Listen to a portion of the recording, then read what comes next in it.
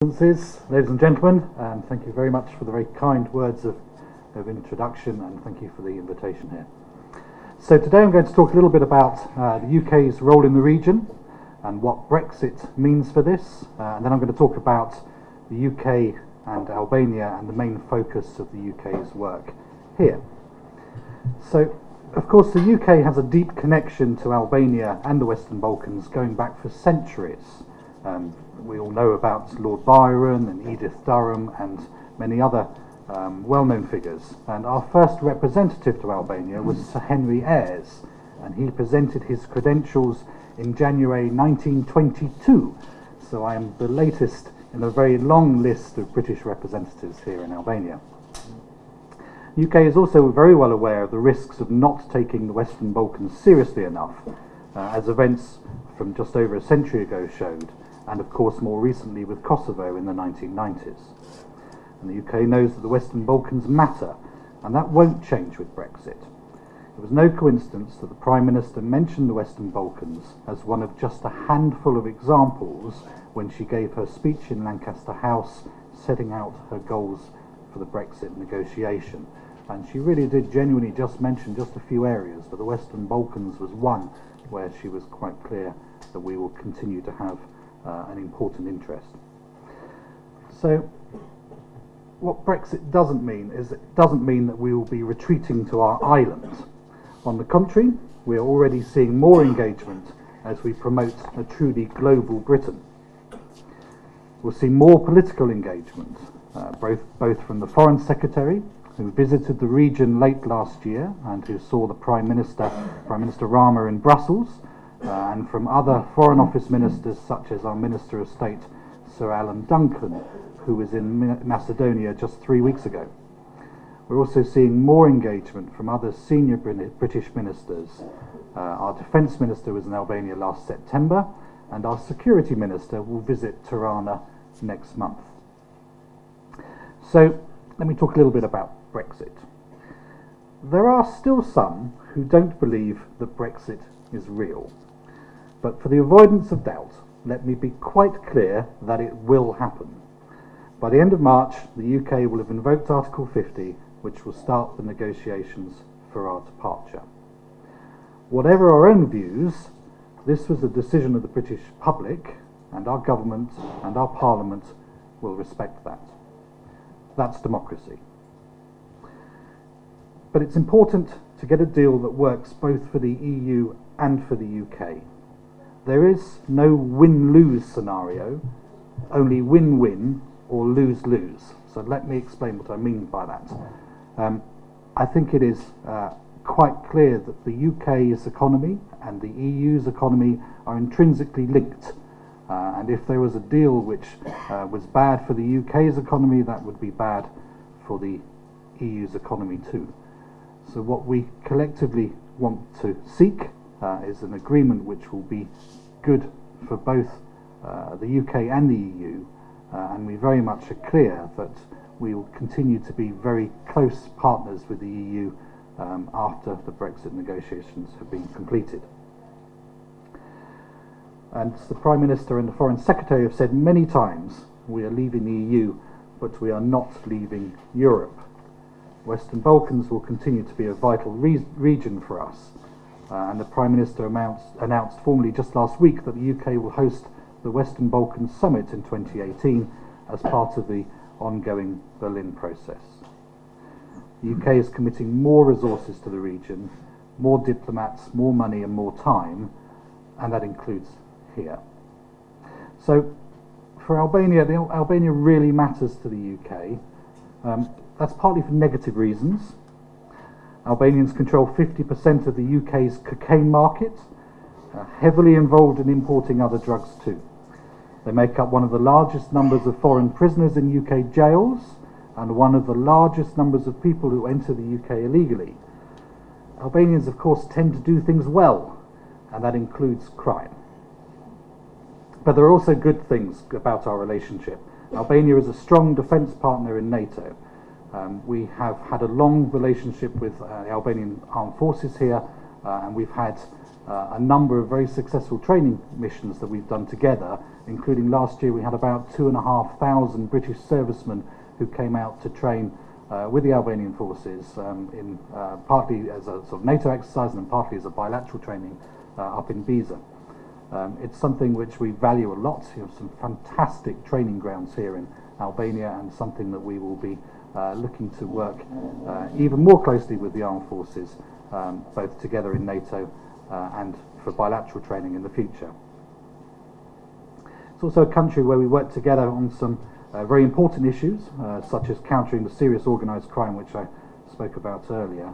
And it's a country as well which, election rhetoric aside, tries to do the right thing in the region and beyond. During the course of this year, we'll be doubling the number of UK diplomats in our embassy and increasing our local staff too. We will have a residence defence attaché for the first time in a decade, and he will be arriving in May, and that's quite an important event for us, and again connected with that close defence relationship that we have. We'll be raising our media profile, although I also am absolutely clear that much of what we do best is done away from the lights of the cameras. We will continue to be a close friend to Albania after Brexit. As with all friendships, that might mean that at times we are critical, but that's also an important part of any friendship. We'll have more money with which to help promote reforms, and we'll play a more active role, not just in Tirana, but across the country.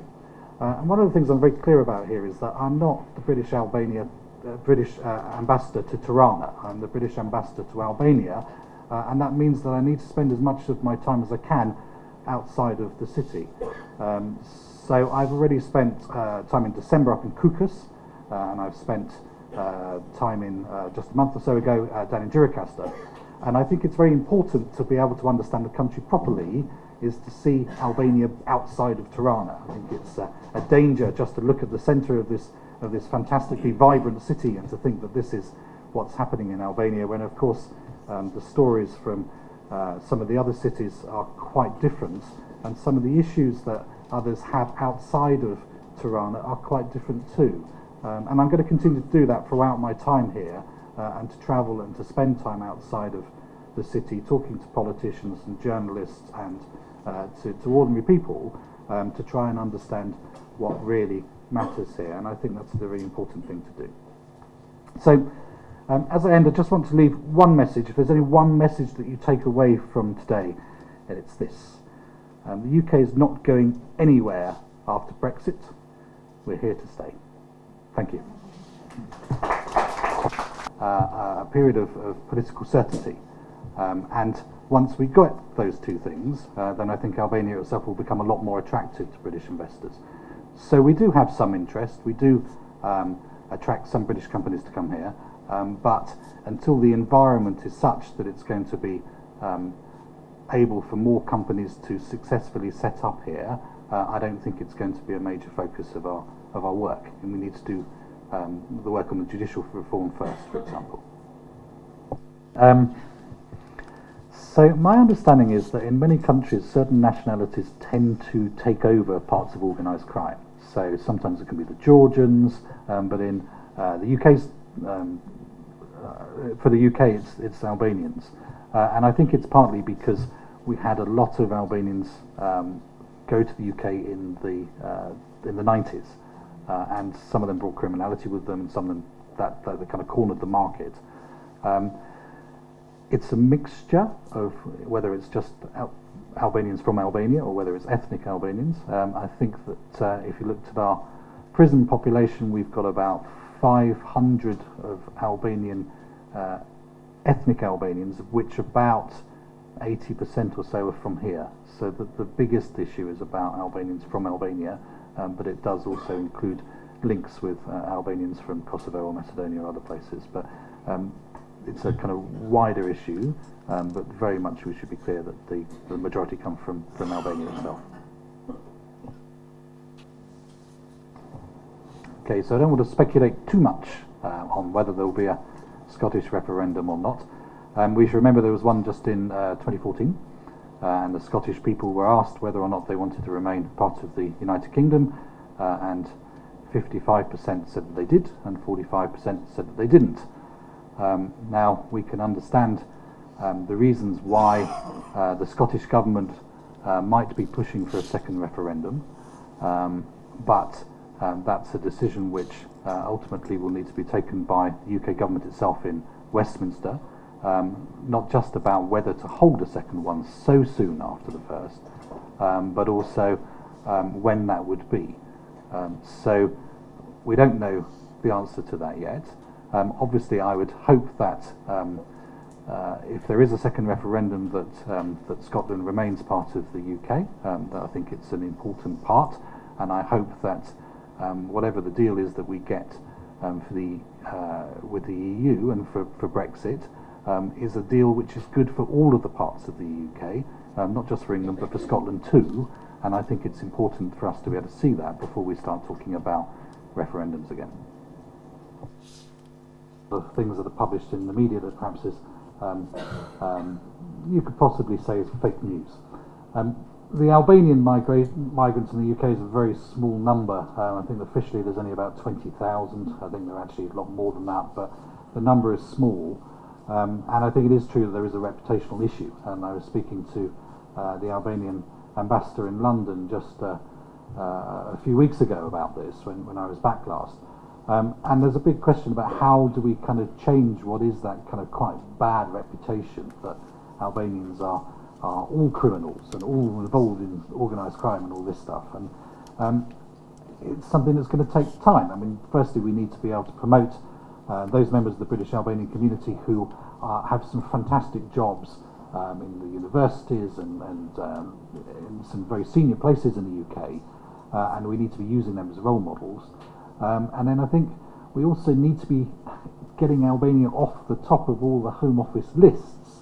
You know, our Ministry of Interior produces lists which show that Albania is one of the largest numbers of foreign prisoners outside of the EU, and it shows that if you look at all the people who arrive in the UK with false documents, Albania is at the top of that. If you look at the number of people who claim to have been victims of modern slavery, Albania again is the top. And if we want to improve Albania's reputation, the first thing we need to do is to get Albania off the top of those lists. And that's what my embassy here is trying to do, working with the Albanian government. So that's a very important reputational thing. The second thing I think which will really change things is when tourism begins to take off here.